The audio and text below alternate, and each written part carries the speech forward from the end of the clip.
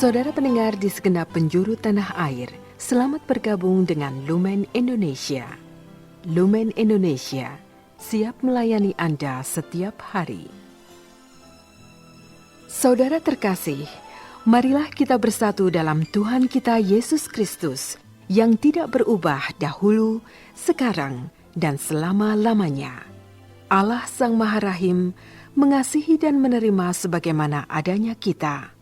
Allah Bapa kita di surga senantiasa bersedia menolong, menghibur, dan meneguhkan kita dalam menghadapi segala permasalahan hidup sehari-hari.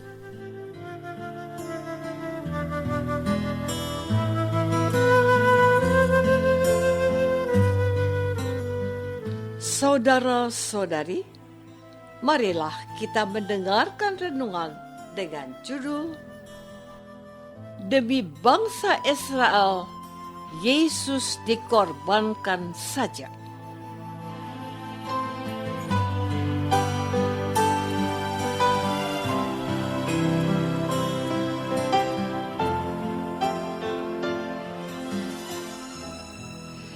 Yang berdasarkan pada Injil Yohanes bab 11 ayat 49 dan 50.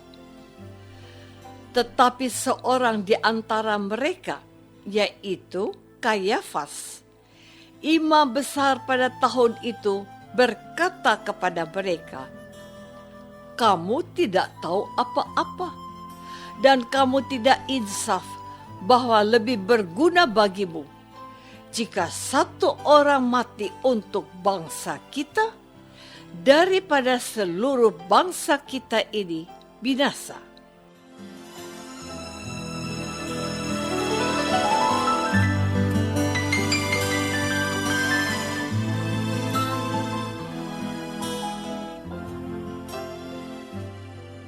Dalam nama Bapa dan Putra dan Roh Kudus. Amin. Saudara-saudari terkasih dalam nama Tuhan Yesus Kristus. Ketika belajar bahasa Indonesia di sekolah menengah dulu, guru kami mengajarkan gaya bahasa seperti personifikasi, hiperbola, eufemisme, dan masih banyak yang lain. Salah satu dari gaya bahasa itu antara lain mengungkapkan pernyataan seperti ini. Ketika Alwi Farhan memenangi Indonesia Master, penonton berkata, "Indonesia menang." Yang menang seorang Alwi. Namun, ia mewakili seluruh bangsa Indonesia. Istilah yang digunakan di sini adalah pars pro toto.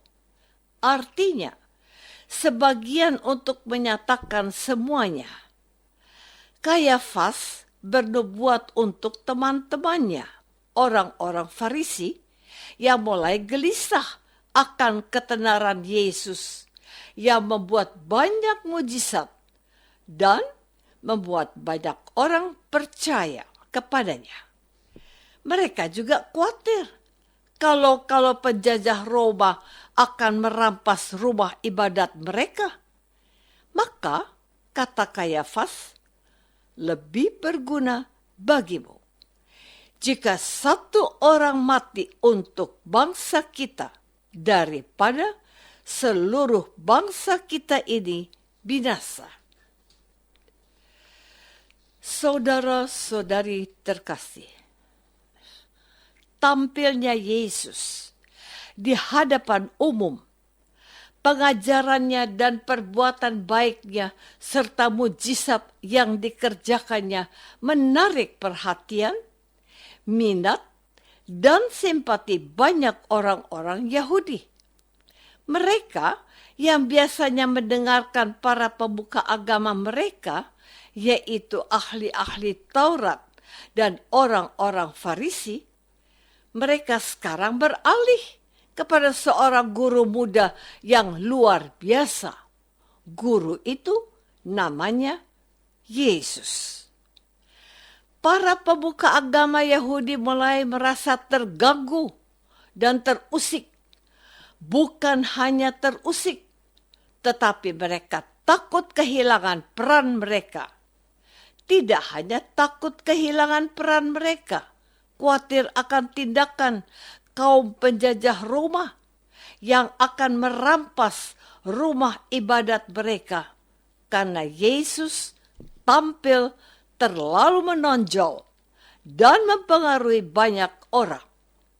Mereka takut kalau gerakan dan tindakan Yesus bisa digolongkan untuk upaya pemberontakan kepada penjajah Roma. Saudara-saudari terkasih, dalam situasi krisis seperti itu, tampillah seorang imam besar yang bernama Kayafas yang memberikan pandangannya mengapa kita gelisah. Marilah kita menyadari tindakan seperti ini. Yesus itu saja yang kita korbankan, maka kita akan terbebas dari kekhawatiran kita dan terlepas dari kegelisahan karena kemungkinan kemarahan penjajah Roma. Lalu mereka sepakat untuk menangkap Yesus dan membunuhnya. Kalau Yesus sudah tiada, maka mereka tidak perlu merasa kehilangan peran dan khawatir akan munculnya tindakan represif dari penjajah Roma atas bangsa mereka. Jadi, Yesus dikorban saja untuk keselamatan bangsa Yahudi. Para pemuka agama Yahudi sudah seia sekata bahwa memang inilah cara terbaik yang akan mereka ambil. Yesus harus diselesaikan dan dibunuh saja. Mungkin kita merasa miris dan sedih, atau ada di antara kita yang tergelitik di hati dan berkata, orang-orang yang dipercaya dalam bidang keagamaan ini ternyata bisa bertindak sadis, membunuh orang baik untuk mengamankan kepentingan mereka.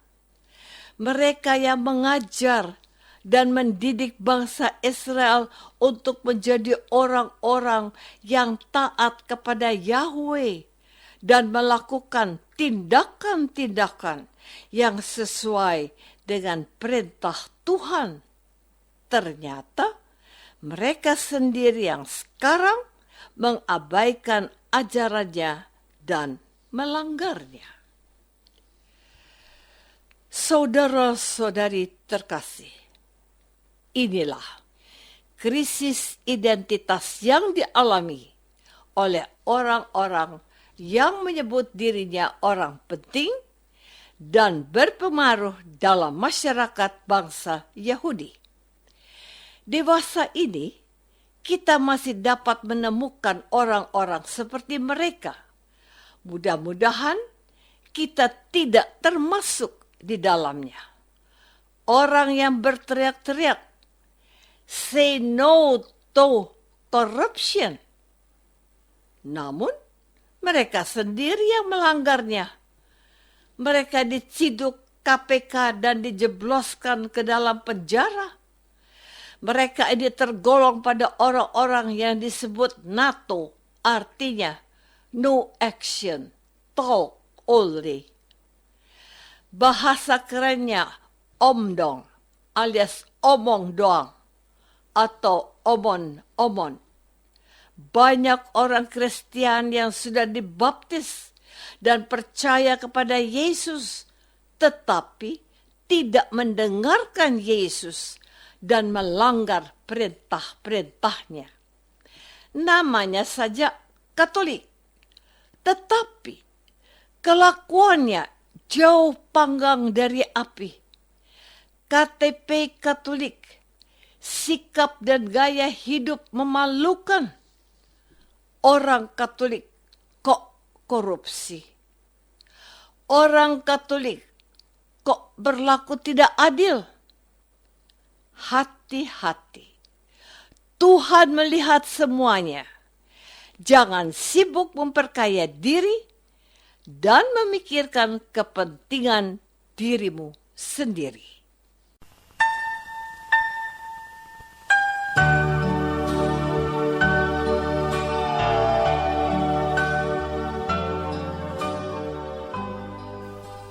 Saudara terkasih, marilah kita masuk dalam saat hening sejenak untuk meresapkan renungan yang baru saja kita dengar bersama dalam kehidupan iman kita masing-masing.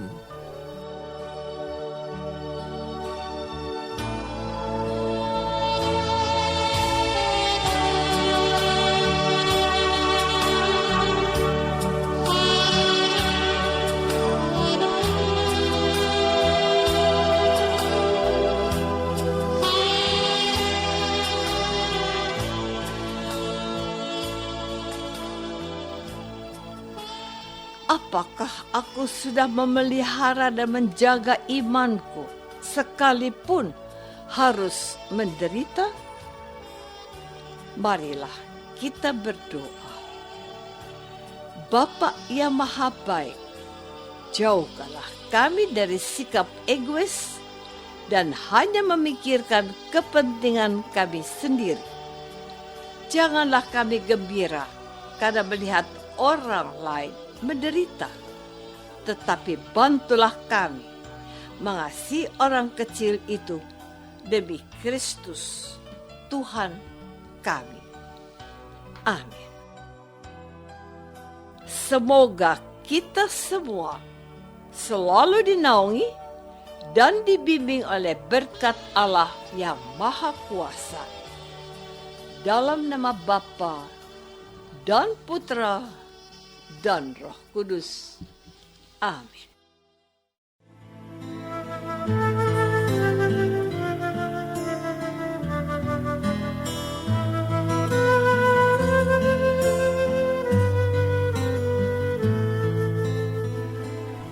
Dengan penuh kasih dan sukacita, Lumen Indonesia mengundang saudara-saudara seiman di segenap penjuru tanah air. Sekiranya ada tanggapan ataupun saran, kirimkan surat Anda ke Lumen Indonesia. Terima kasih atas perhatian Anda. Sampai berjumpa lagi dengan Lumen Indonesia pada waktu dan gelombang yang sama esok hari.